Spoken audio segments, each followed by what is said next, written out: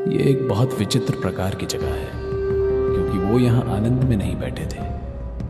एक परंपरा है कि जहाँ पर भी शिव एक खास अवधि के लिए रहे थे, उस जगह को हम कैलाश कहने लगे हैं।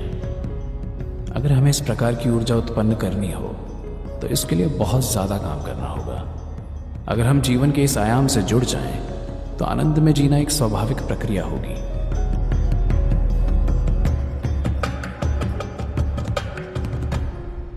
ये एक ऐसा स्थान है, एक ऐसा पर्वत है जिसने युगों युगों से अनेक ऋषि मुनियों को देखा है। इसे वेलंगिरी इसलिए कहा जाता है क्योंकि वेलंगिरी का शाब्दिक अर्थ है सफेद पहाड़ या चांदी जैसा पहाड़, लेकिन ये पूरा हरा है। तो इसे वेलंगिरी पर्वत इसलिए कहते हैं क्योंकि साल के लगभग 10 महीने इसकी चोटी हमेशा बादल में होती है और ये यहां से चांदी जैसा दिखता है। इसे चांदी पर्वत या सफेद पर्वत कहते हैं। तो ये पर्वत हमारे लिए सिर्फ पहाड़ नहीं है, मेरे लिए ये एक बहुत बड़े मंदिर की तरह है। ये एक अलग आयाम बिखेरता है। अगर आप इच्छुक हो तो ये सिर्फ पत्थर और मिट्टी से कहीं ज़्यादा है। इसने एक खास प्रकार की ऊर्जा और एक खास प्रकार के बोध को आत्मसात किया हुआ है। इसे यहाँ अमूमन दक्षिण के कैलाश के रूप में जाना जाता है। इसे दक्षिण का कैलाश इसलिए कहते हैं क्योंकि हुआ यूं,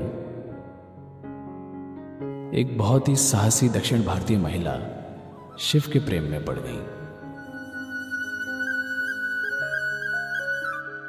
और उसने एक प्रण लिया, अगर मैं शादी करूंगी तो उन्हीं से करूंगी, उनके सिवा किसी और से नहीं। और वो उसमें लग गई। अपने करुणामयी स्वभाव के कारण वो नीचे आने लगी।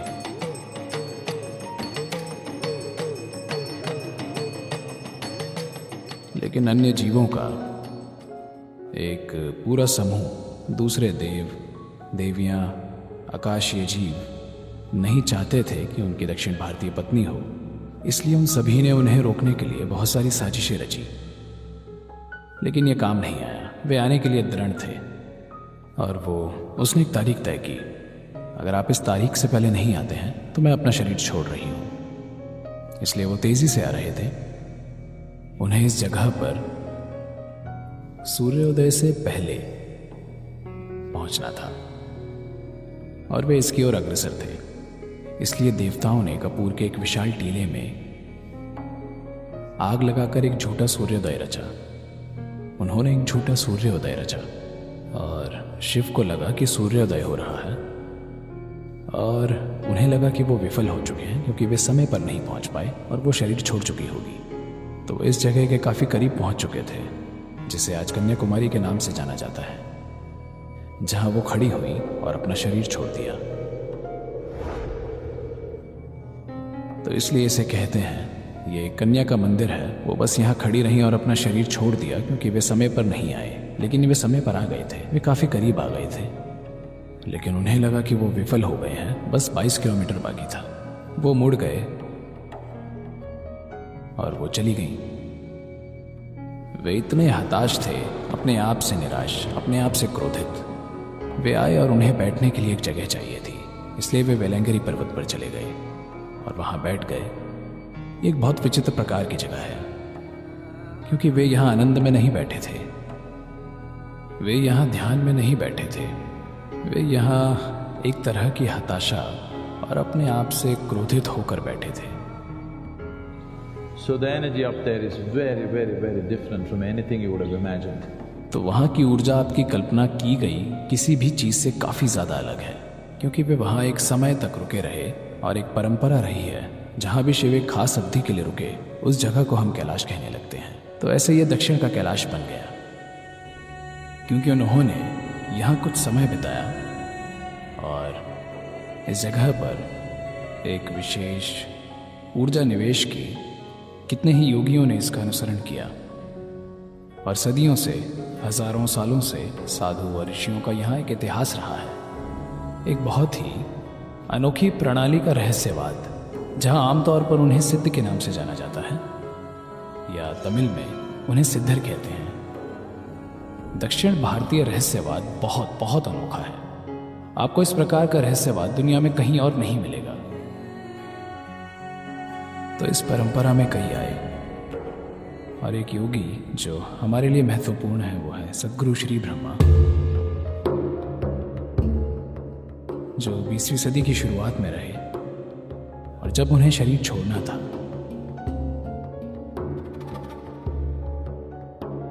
वो पहाड़ पर गए, वहां पर बैठे, और ये एक ऐसी अनोखी घटना है जो आज भी उतनी ही जीवंत है जितनी पहले कभी थी।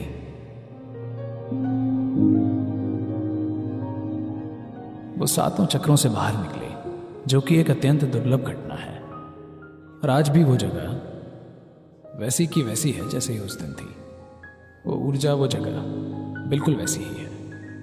आपको कुछ जानने की जरूरत नहीं है, ये आपको बस हिला के रख देगी। क्योंकि पूरी दुनिया में ऐसी कुछ ही जगह हैं जहां पर इस तरह की घटना हुई है, जहां एक इंसान ने अपने सभी 7 चक्रों से शरीर छोड़ा हो। क्योंकि वो एक चक्रेश्वर है। वो जो अपने 7 चक्रों से निकल सके उसे चक्रेश्वर कहते हैं।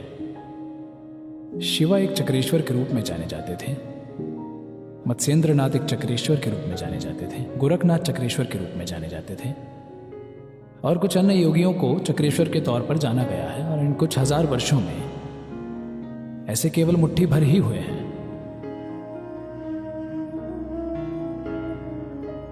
वहां ऊपर कोई मंदिर नहीं है, वहां सिर्फ 3 खड़ी चट्टानें हैं, बहुत बड़े, लगभग 25-30 फीट ऊंची चट्टानें, तीनों बस ऐसे खड़े हैं, और उस जगह के नीचे मंदिर है। वहां कोई बनाया हुआ मंदिर नहीं है, और हर साल लगभग 10 लाख लोग इस मौसम में वहां रात में ऊपर जाते हैं। हम इसे एक बड़े पैमाने पर खोलना चाहते हैं, केवल तीर्थ यात्रा के तौर पर ऊपर जाना नहीं, हम इसके साथ साधना जोड़ना चाहते हैं। देखिए, आप जो भी करना चाहें, अगर आप अपने आप को रूपांतरित करना चाहें तो उसके लिए एक ऊर्जा आधार की जरूरत होगी, नहीं तो यह बहुत मुश्किल काम होगा। अगर हमें इस प्रकार की ऊर्जा उत्पन्न करनी हो तो इसके लिए बहुत ज्यादा काम करना होगा, बहुत ज्यादा। Here it's ready, sitting there. All you have to do is just look up and say Shiva. यहाँ ये तैयार रखा हुआ है, आपको बस ऊपर देखकर शिव कहना है, आपको बस ऊपर देखना है और इसके प्रति ग्रहणशील होना है, बस इतना ही। जब ऐसा ऊर्जा आधार उपलब्ध है, ये इस प्रकार की ऊर्जा है जो एक ऐसी आध्यात्मिक क्रांति का आधार हो सकती है जो पूरे देश और दुनिया में फैल जाए। ये खत्म होने वाला नहीं है, ये अक्षय है। इसे छूने के बाद आप खुद को स्वाभाविक रूप से आध्यात्मिक होने से नहीं रोक पाएंगे। तो हम देख रहे हैं कि कैसे ज़रूरी इंफ्रास्ट्रक्चर बनाया जाए जहां लोग आ सकें और हम उन्हें ज़रूरी साधना दे सकें, और वे ऊपर जाने से पहले 40 से 48 दिनों की साधना से गुजरें। कोई सरल साधना जिसे हर कोई कर सकता है, और वो ऊपर जाकर इस ऊर्जा के आगोश में आ सकें, या कम से कम उस ऊर्जा का थोड़ा सा हिस्सा ग्रहण कर सकें।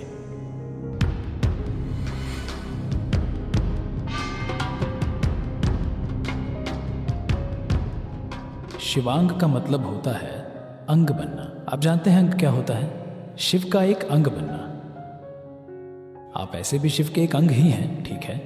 शिवा मतलब वो जो नहीं है। वो जो नहीं है वो ब्रह्मांड में सबसे अधिक रूप से मौजूद है। वो जो है एक छोटी सी घटना है। तो जब हम शिव कहते हैं तो हम वो जो नहीं है उसका जिक्र कर रहे हैं। वो जो नहीं है उसके विशाल शरीर के कुछ अंग हैं। एक आकाशगंगा हो सकता है, कोई एक तारा हो सकता है, एक सौर मंडल हो सकता है, एक ग्रह हो सकता है, कोई एक परमाणु हो सकता है, और कोई दूसरा आप हो सकते हैं। लेकिन ये सभी शिव के ही अंग हैं, है कि नहीं? क्योंकि सब कुछ शून्य से आया है। आप शिव के एक अंग हैं, लेकिन आप उस जागरूकता के बिना जी रहे हैं। तो साधना को इस तरह से बनाया गया है ताकि इसे आपकी जागरूकता में लाया जा सके। मानव अस्तित्व की प्रकृति ऐसी है कि जिसके बारे में आप जागरूक ना हो वो आपके लिए मौजूद भी नहीं होता। है कि नहीं? तो लगभग 42 दिनों तक चलने वाली इस पूरी प्रक्रिया को बनाया गया है ताकि आप इस पूरी प्रक्रिया से होकर गुजरें और उस अनुभव तक पहुंचे, इसे अपने जीवन में स्थापित कर सकें कि आप वास्तव में शिव के एक अंग हैं, केवल इसलिए कि आपको लगता है कि आप खुद में एक अस्तित्व हैं। आप अस्तित्व के एक अनोखे हिस्से हैं जो अपने आसपास ना किसी चीज से ना ही किसी व्यक्ति से जुड़ा हुआ है। इसीलिए दुख है, इसीलिए अकेलापन है, इसीलिए संघर्ष है, इसीलिए डर है कि नहीं? अगर आप सच में अलग हो जाएं तो आप मर जाएंगे, आपका अस्तित्व खत्म हो जाएगा। आपका अस्तित्व जुड़ाव के कारण ही संभव है। लेकिन ये कितना दुर्भाग्यपूर्ण है कि जब आप इतनी अद्भुत चीज से जुड़े हुए हैं, उसके बारे में जागरूक ना होना, उसे ना जानना, उसके आनंद को अनुभव ना करना, मुझे लगता है ये अपराध है। तो शिवांग उस अपराध से बचने के लिए है।